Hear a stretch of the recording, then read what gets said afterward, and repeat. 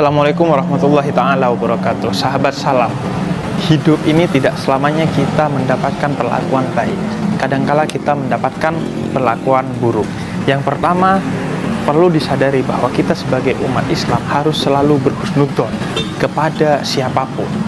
Karena sebagaimana diajarkan oleh Allah dan diajarkan oleh Nabi Muhammad bahwa misalnya Allah katakan, ana inda dhanni abdi bi, aku ini tergantung prasangkamu kepadaku. Maka kita diperintahkan oleh Allah untuk selalu prasangka baik kepada Allah agar Allah memberikan kebaikan kepada kita.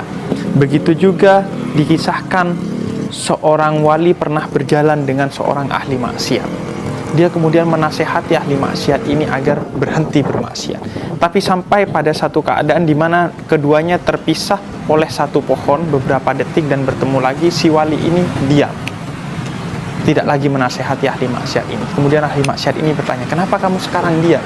Kemudian kata seorang wali ini, tadi sebelum melewati pohon aku melihat kamu, bahwa kamu peminum minuman keras, penjudi, sehingga aku menasehati kamu. Karena aku tahu persis bahwa engkau adalah seorang ahli maksiat. Tapi setelah lewat pohon, ada waktu 2-3 detik di mana saya tidak melihat kamu, sehingga bisa jadi kamu bertobat kepada Allah dan tobatmu diterima, sehingga ketika kembali bertemu bukan lagi kamu ahli maksiat di mata saya.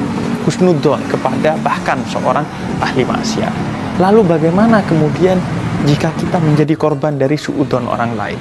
Yang pertama adalah Rasul mengajarkan kepada kita untuk melawan segala tindakan buruk orang lain kepada kita, segala persepsi buruk orang lain kepada kita dengan akhlak yang baik, sehingga kita perbaiki persepsi orang kepada kita dengan cara-cara yang baik, bukan dengan cara-cara yang buruk. Karena kalau dengan cara yang buruk justru mengkonfirmasi kesuudzonan mereka.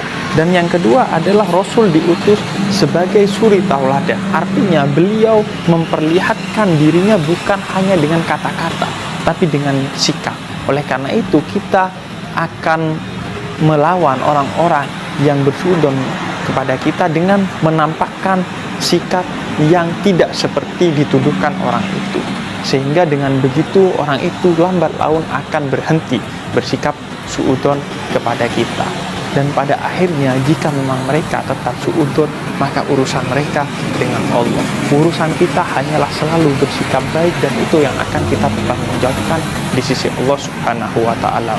Adapun orang yang bersuudzon kepada kita, meskipun sudah kita jelaskan dan kita tunjukkan sikap yang tidak seperti yang dia tuduhkan, maka dia akan mempertanggungjawabkannya di sisi Allah Subhanahu wa ta'ala. Wassalamualaikum warahmatullahi ta'ala wabarakatuh.